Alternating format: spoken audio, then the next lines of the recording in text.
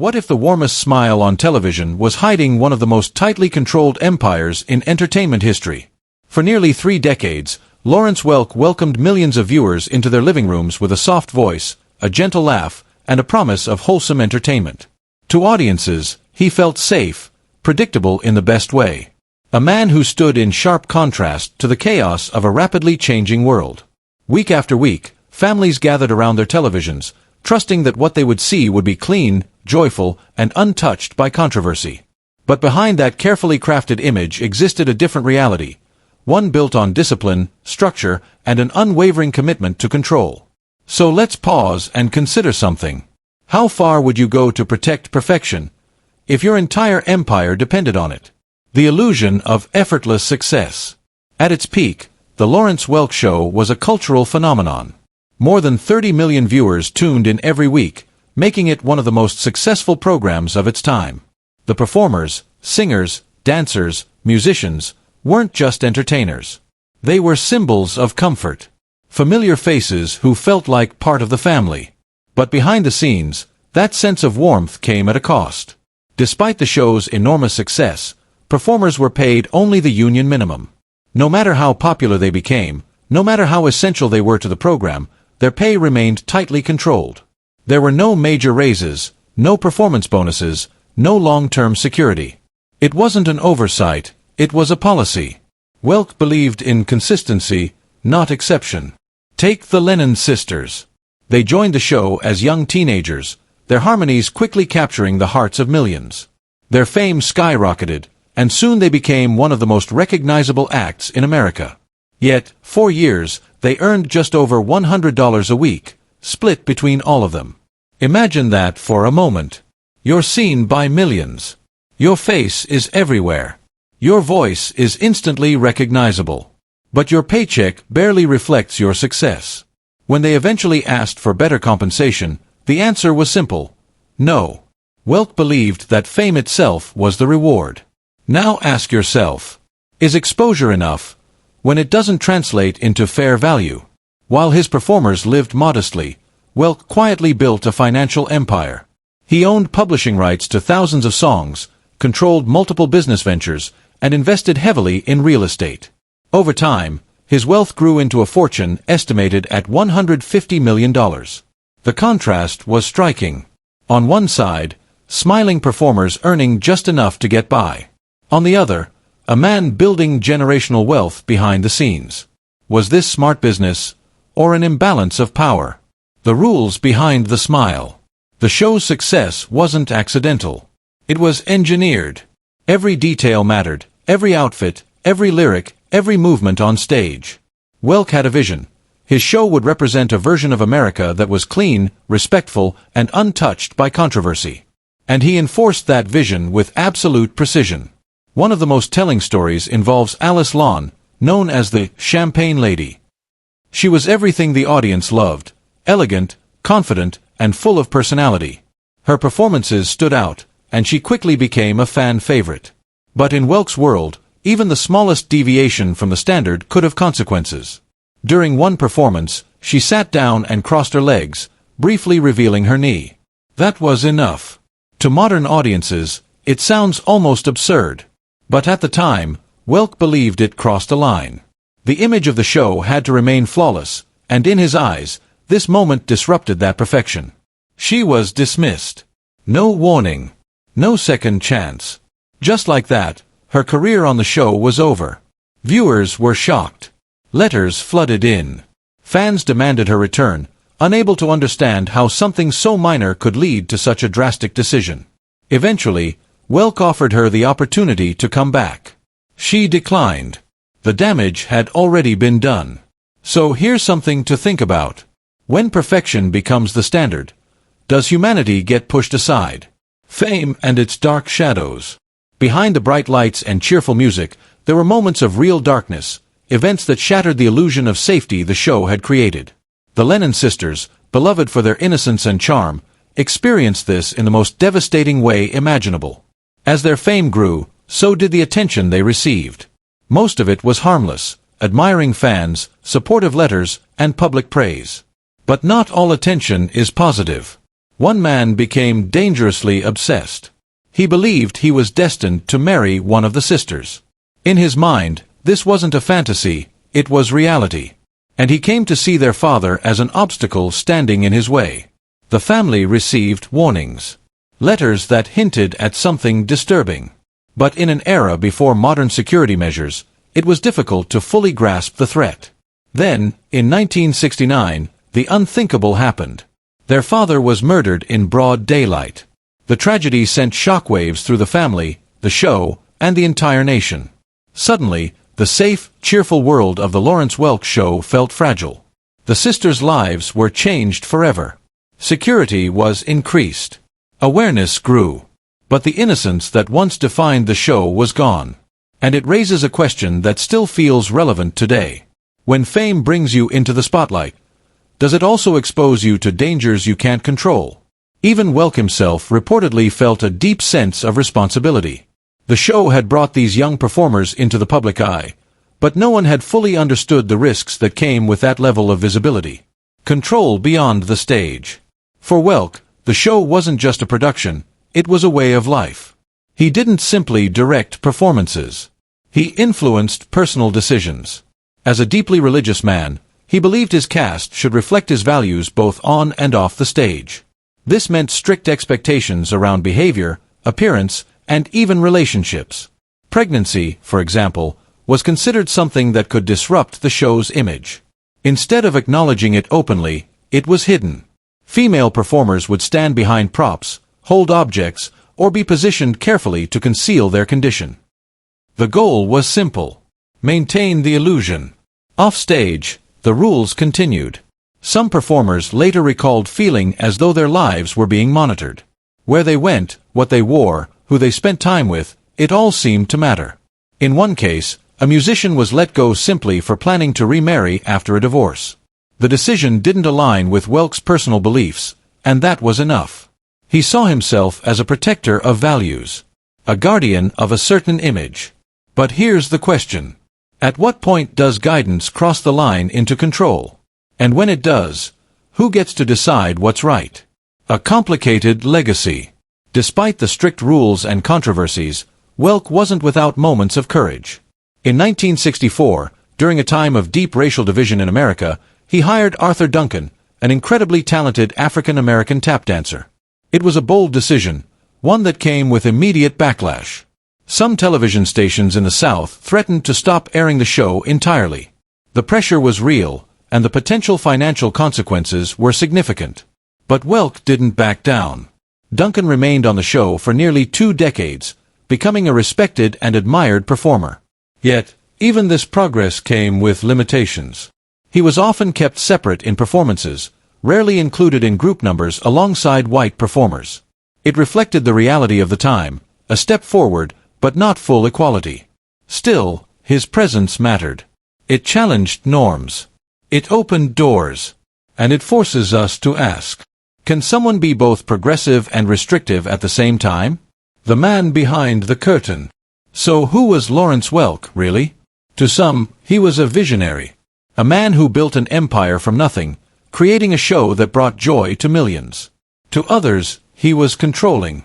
A perfectionist who demanded absolute loyalty and sacrificed personal freedom in the name of image. The truth likely lies somewhere in between. He was a product of his time, shaped by his upbringing, his beliefs, and his understanding of the world. His actions reflected a desire to create something stable in an era of change. But stability came with structure. And structure came with rules. The question is, were those rules necessary, or were they excessive? The lasting impact. Even decades after it ended, The Lawrence Welk Show remains a fascinating piece of television history. It represents a version of entertainment that feels almost unimaginable today, one where image was everything, and control was the foundation of success. In a modern world that celebrates individuality, freedom, and authenticity, Welk's approach feels both distant and strangely relevant. Because even now, the entertainment industry continues to wrestle with the same questions. How much should image matter? How much control should exist behind the scenes? And what do performers give up in exchange for success? Lawrence Welk built something extraordinary. There's no denying that. From modest beginnings as the son of immigrants to becoming the face of one of the most recognizable television programs in American history, his journey felt almost too perfect to question. Week after week, audiences tuned in, greeted by his warm smile, the familiar rhythm of his orchestra, and the comforting illusion that everything in this world was exactly as it should be. But behind the champagne bubbles and cheerful melodies was a system that demanded precision, discipline, and sacrifice. It looked effortless on screen, but was it really? Some performers thrived within that carefully crafted world. They embraced the structure, the expectations, and the unwavering consistency that defined the show. For them, it was a place of stability, a rare certainty in an unpredictable industry. Others, however, felt something very different. They saw limits where others saw opportunity. They felt confined where others felt secure. And for them, the same system that brought joy to millions slowly became something harder to navigate. And all of it leads to one final question. If you were given the chance to be part of something that brought joy to millions, but required you to give up control over your own life, would you take it? Or would you walk away? A reputation for frugality. Among musicians and crew members, one aspect of Welk's personality became almost legendary: his reluctance to spend money. It wasn't just a rumor whispered behind the scenes. It became a defining trait, something people joked about, sometimes with a laugh, and sometimes with quiet frustration. Stories circulated widely. Instead of tips, he handed out promotional pens. Instead of meaningful bonuses, performers might receive small souvenirs, items that felt more symbolic than sincere. Even after years, sometimes decades of service, rewards remained modest. One story stood out more than most. A longtime employee, someone who had devoted years of loyalty to the show, was reportedly given not one, but 2 inexpensive ties as recognition for decades of dedication. 2 ties. That was the gesture. To outsiders, it sounded almost unbelievable. To insiders, it felt familiar. And yet, at the very same time, Welk was expanding his empire. He was investing in real estate, growing his brand, and building a financial foundation that would last long after the cameras stopped rolling. So what does that tell us? Was this simply the mindset of a careful businessman, someone who understood the value of every dollar? Or was it something more extreme? And perhaps even more importantly, where is the line between discipline and denial? When worlds collide. In 1971, something unusual happened on the show, something that perfectly captured the growing gap between Welk's carefully controlled world and the rapidly changing culture outside of it. A musical performance featured a song that had already gained attention elsewhere for its hidden references to drug use. But Welk didn't see it that way. When he introduced the piece, he did so warmly, sincerely believing it to be a spiritual, uplifting tune. His interpretation wasn't ironic. It wasn't staged for humor. It was genuine. And that's what made the moment unforgettable. To many viewers, especially younger ones, the contrast was almost surreal. How could something so widely understood in one circle be completely missed in another? Others found it unintentionally funny, a moment that highlighted just how far apart 2 generations had grown. But beneath the humor was something deeper. It revealed that Welk wasn't simply out of touch. He was operating within a carefully protected bubble. A world where certain ideas, themes, and cultural shifts were filtered out entirely. And that raises a powerful question. Is it possible to lead successfully while remaining disconnected from the world you're entertaining? Or does that separation eventually become a weakness? Creative limits. Not every performer thrived under Welk's direction. For musicians who valued creativity, experimentation, and artistic growth, the environment could feel restrictive, sometimes even suffocating. Jazz clarinetist Pete Fountain was one of the most notable examples. A talented and expressive musician, he eventually chose to leave, feeling that his style simply didn't fit within the show's signature champagne sound. And he wasn't alone. Others quietly expressed frustration. They wanted to explore new genres, perform modern material, or bring more depth and maturity into their music. But those opportunities rarely existed within Welk's world. Everything had to follow a formula. Safe, familiar, predictable. It was a deliberate choice. Welk believed that his audience didn't want surprises. They didn't want controversy or experimentation. They wanted comfort, a reliable escape from the chaos of everyday life. And in many ways, he was right. His show remained popular for years, precisely because it delivered that consistency. But at what cost? Because here's the real question. Is consistency the key to long-term success? Or can it quietly become the enemy of innovation? Life after the spotlight. For some performers, life after the show proved far more difficult than anyone expected. On television, everything looked perfect. Smiles were constant. Energy was high. The music never faltered. But real life doesn't follow a script. Behind the scenes, and especially after the spotlight faded, there were struggles. Personal challenges. Legal issues. Health problems. Difficult life choices that surprised even the most devoted fans. The contrast was striking. How could someone who seemed so joyful on screen face such hardships off it? But maybe that question isn't unique to this story. Because we've seen it before. Time and time again, public figures present one version of themselves to the world, carefully polished, endlessly positive, while privately dealing with struggles no one else can see. So it makes you wonder, how often do we mistake performance for reality? And how many stories remain hidden behind the smiles we trust? A family divided. Perhaps the most unexpected chapter came long after the show itself had ended. The Welk family, once associated with unity, tradition, and stability, became divided in a legal and personal conflict over control of the business empire. What had once appeared seamless and harmonious began to fracture. Leadership changes sparked disagreements. Accusations surfaced. Lawsuits followed. And suddenly, the image that had been carefully maintained for decades began to unravel. It was a powerful reminder of something we often overlook. Even the strongest legacies are not immune to conflict. In fact, the greater the success, the more complicated the future can become. Because when something valuable is built, something lasting, something profitable, it doesn't just represent history. It represents power. And power, more often than not, brings tension with it. So here's the question. Can any legacy, no matter how carefully protected, truly survive the test of time without conflict? Or is conflict simply part of what comes next? The man behind the image. So who was Lawrence Welk, really? A strict businessman? A protective leader? A man guided by principle? Or one driven by control? The truth, as it often is, likely exists somewhere in between. He was a man who built an extraordinary empire from humble beginnings, a rare achievement that required vision, discipline, and determination. He created opportunities for countless performers, giving them a platform that few could have imagined.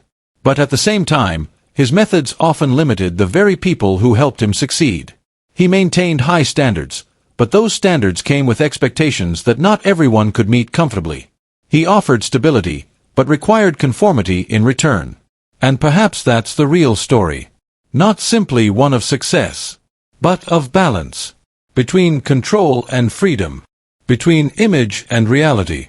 Between what we choose to show the world, and what remains hidden behind the scenes. One final reflection. When you look back at the golden age of television, it's easy to feel a sense of nostalgia. The simplicity. The elegance. The feeling that, for just a little while, everything made sense. But is that the full picture? Or is it only what we were meant to see? Because sometimes, the brightest lights cast the longest shadows.